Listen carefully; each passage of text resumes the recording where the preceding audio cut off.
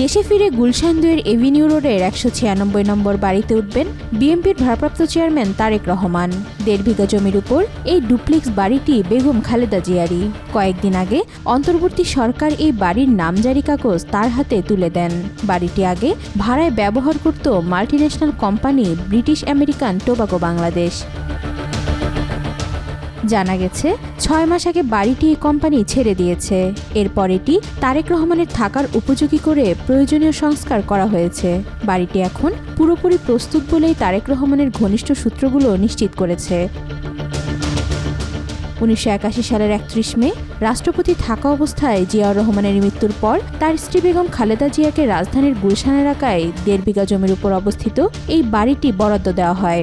বাড়িটি খালেদা জিয়া গুলশানে ফিরোজা নামে যে বাড়িতে থাকেন সেটির কাছেই। এর বাইরে ঢাকা সেনানিবাসের ভিতরেও আরেকটি বাড়ি খালেদা জিয়াকে বরাদ্দ করা হয়েছিল। তবে বিগত আওয়ামী লীগ সরকার সেনানিবাসের বাড়িটি বরাদ্দ বাতিল করে সেখান থেকে বেগম খালেদা জিয়াকে একরকম টেনে হিঁচড়ে বের করে দেয়।